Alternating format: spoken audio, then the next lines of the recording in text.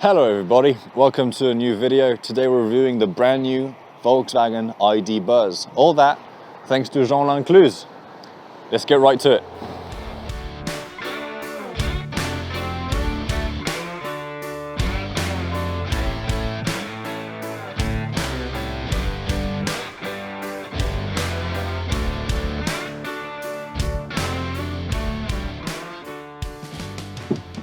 Okay, so 2023 Volkswagen ID Buzz. I thought this was going to be huge when it came out, and we all talked about it when they said they were going to do it, and we all thought it looked great, and it does, and that should be enough for you to want to buy it. Sadly, apparently it is not.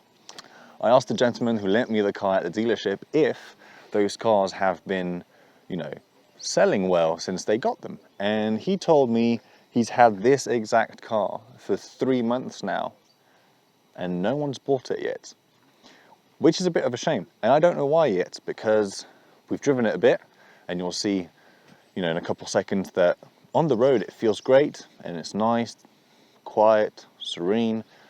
Somehow it's not a car that people want, and I wonder why.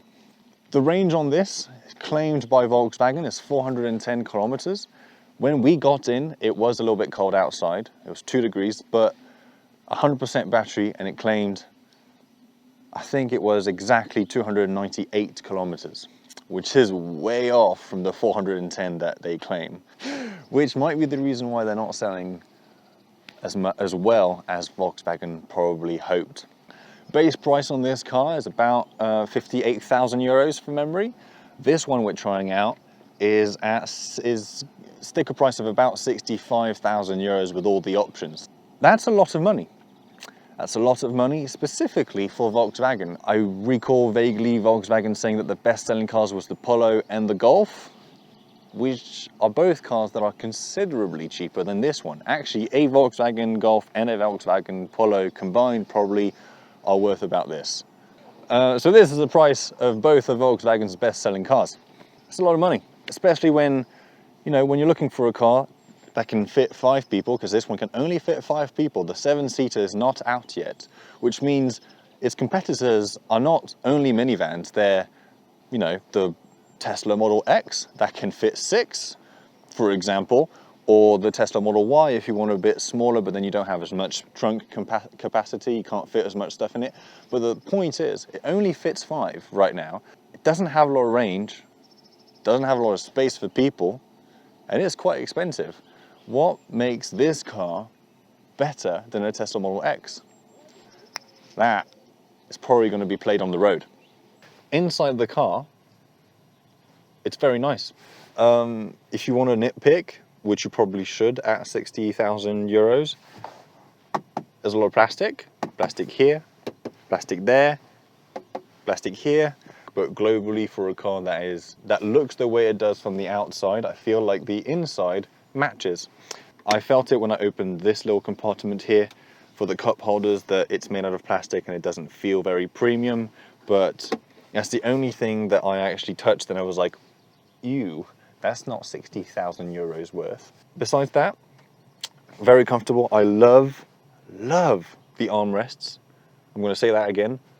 I love the armrests. The seating position is fantastic. I feel like I'm in a minivan, but a very comfortable minivan. Good Lombard support. Good back support here on little bolsters, even for the legs down there. Steering wheel is, fully adjustable, and it is where I need it to be, but if it's not, you can move it however you want it. So that's nice. And the, thing that I probably don't like the most in there is all the tactile buttons that Volkswagen have everywhere. With hindsight, tactile buttons actually do fit the car perfectly. It is the future. And in the future, they don't have buttons, they have tactile stuff. Clearly not ready for the future. There's a lot of compartments to put stuff. There's like a little area here I can put things, and another one down there where I can put bottles and other crap, and then I have a space there, and here for the coins, and a massive one there. So that's really, really cool, really useful. That means that you can go on big trips of exactly 275 kilometers right now. It's very nice in here. Because there's no center console here, the gear shift is obviously not there. It's up there on the steering column, and it's a twisty kind of thing. I don't know if you can see well from here. We might do a close-up shot after. But to drive, you go twist it up like that. To reverse, twist it down like this. There's beeps and stuff when you do it, and then you press to put it in park.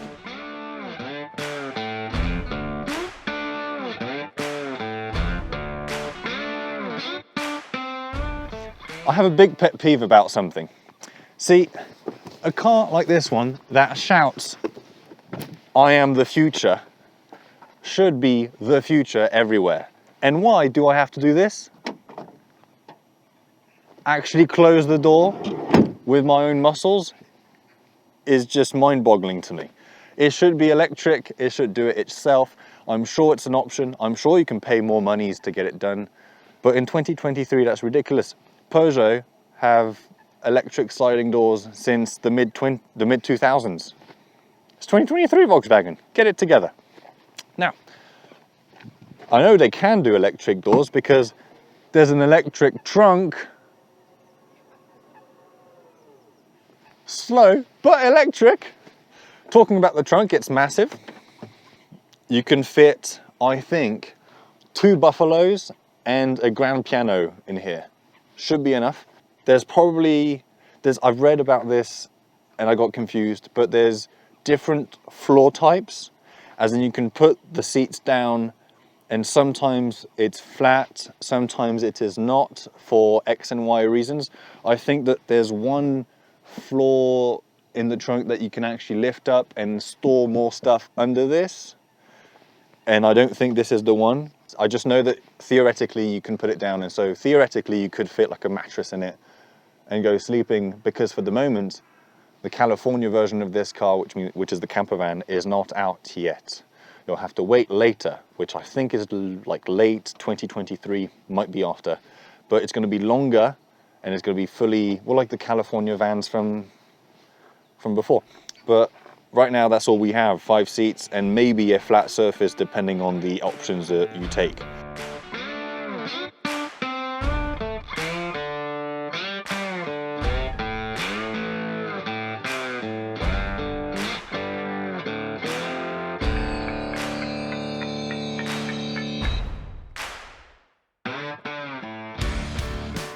We are on very, very little mountain roads right now. They're not all in very good condition. Some of them are really kind of rough. And the ID Buzz is handling this like a champ. Really comfortable, really smooth. It can take all of the potholes and all the imperfections on the road very, very nicely. It's still very planted on the ground and on the road. I don't feel like I'm swaying from side to side, which is a good balance of soft suspension that can handle rough roads, but also stiff enough to feel like you're planted on the road and you're not driving a massive pagbo boat and swaying side to side and getting seasick. It has a regenerative braking system sometimes, and I say sometimes because it doesn't always do it. For example, right now, my foot is not on the throttle, but I am just gliding.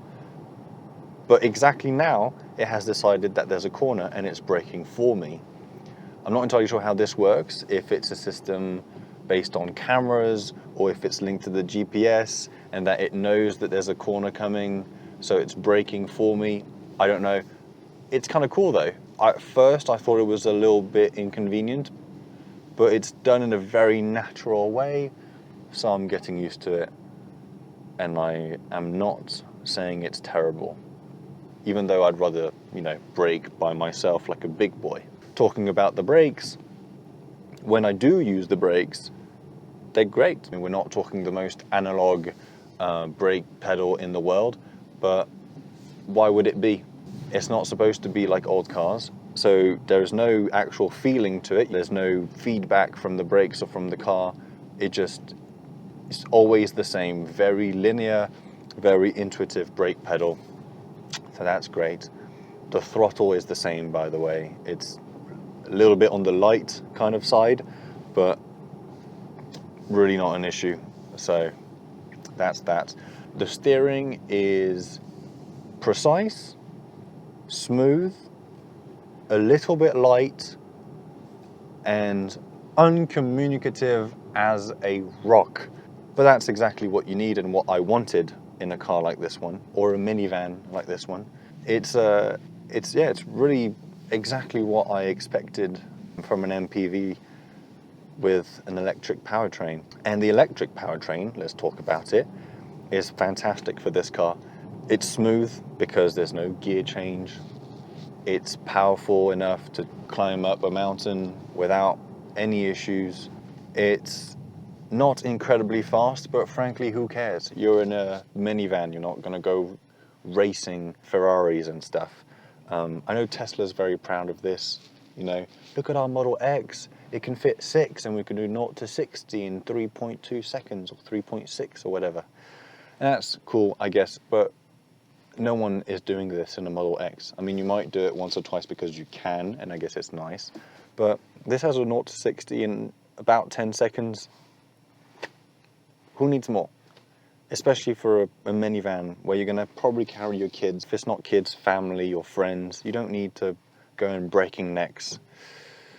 So fantastic. We're gonna go on a motorway very soon and you'll see it has a, well, we're not gonna see because the speed limit is 130 kilometers an hour, but it has a limited top speed of 145 kilometers an hour. Once again, I don't care. I don't care. I was never planning on going over 145 in this. Even if I'm traveling long distances, because it theoretically can do 410 kilometers on one charge, why would I go over 145 in a minivan? I don't need to. It's perfect. That's just the way it was supposed to be set.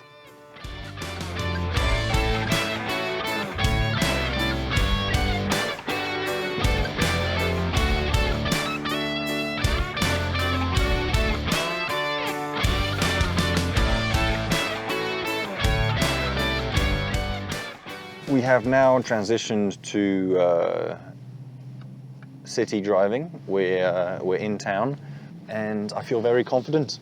I have a considerable amount of space between me and the dashboard, so I know that my nose is right above over there, but the front end just drops down after the windshield. In town it's great because I'm not very wide, so I don't feel like I'm going to hit the cars or the sidewalk. It also has a very, very small turning radius for a, well, I was going to say for a minivan, but it has a very small turning radius. That's it. For any car, it has a turning radius of 11.1 meters, and that is the same turning radius as a Volkswagen Golf in a minivan. That's fantastic. Very useful, by the way. I have now done plenty of U-turns because we're filming and we have to do U-turns and all that. Plenty of U-turns where I thought, will I be able to turn around here? And I just skirt. And here I am, turning around. Fantastic, really useful stuff. At low speeds, it does the typical electric car humming kind of noise to make sure that everyone knows that you're driving an electric car. I did not know this because I don't drive electric cars often, but I can hear it from the inside. I always thought that the humming from electric cars was only for the pedestrians that are outside, but it's also apparently for the driver too. That's interesting. It does stop the humming after a certain speed. I don't know when, because the transition from road noise to humming noise is seamless. It is also unbelievably, well no, I wouldn't go that far. It is also very quiet in here and very serene. I feel at peace, like I have now, you know, aligned all my chakras. I get the credit card and we go on the Motorway.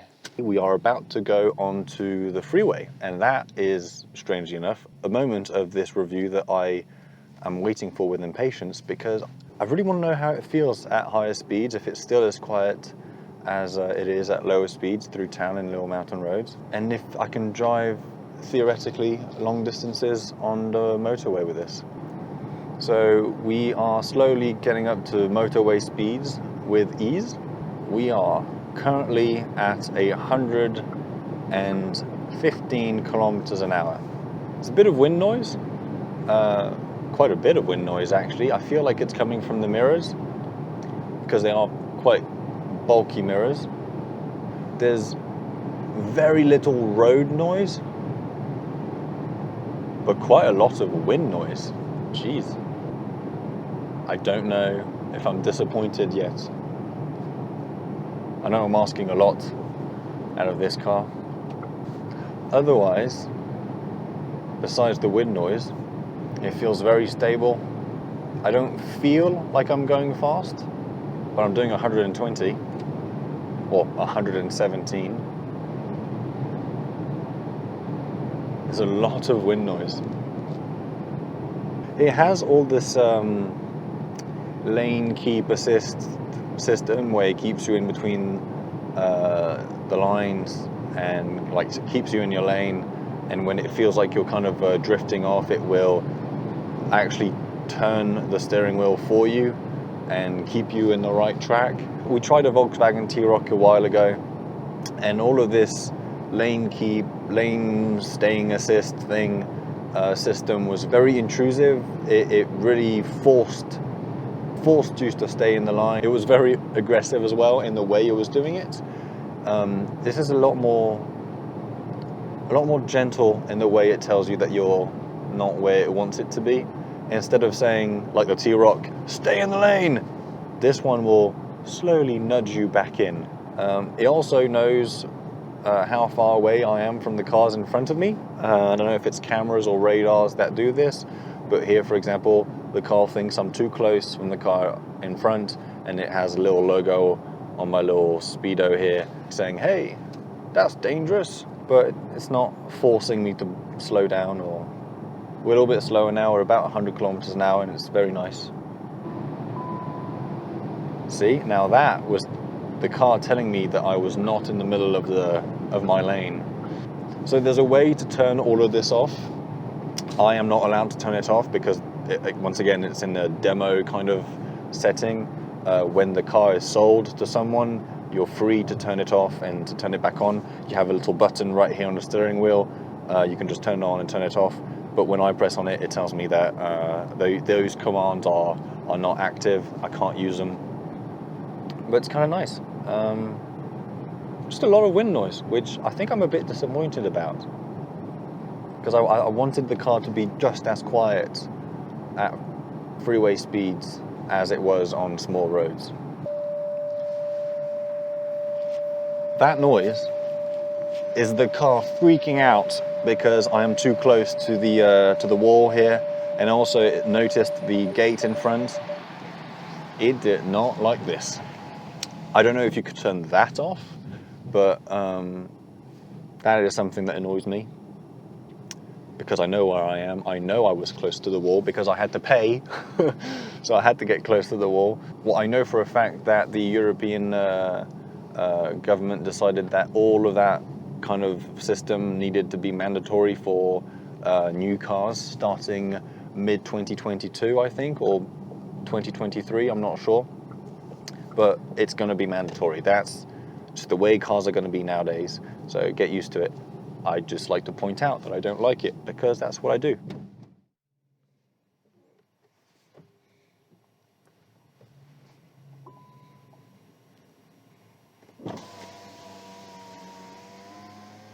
Very big windows. So globally, I actually really like this car. I think it's fantastic in many ways. Its biggest problem is the range, and that is just going to be solved with time. I think we are at the dawn, or at the beginning of a fantastic new era of family cars and utilities. No, utility cars is what I meant. I usually don't like electric cars. I don't think I've ever liked an electric car. This is the exception. I've actually enjoyed this car. It's comfortable, it's nice, it's cute, looks great. I recommend this car to any person who does like small, not very small, but smallish travels that has a family that just needs to carry stuff around and then wants to look good, and you don't want to own a Tesla because they're crap in so many ways. This is the answer for an electric car with style that has a lot of space. And soon they'll have the 7-seater and they'll have the California. It's just it's going to be fantastic. This era of ID buzz, Volkswagen is going to be great. Just figure out something for the range, Volkswagen, is all I'm asking. Get me more range, that you can actually go and travel somewhere. I think that should be the conclusion. So get that done, VW. Get us some range, and then we'll love the car. How does this work? Got it. Thanks for watching the video. Subscribe, like, all that other stuff. See you later. Goodbye.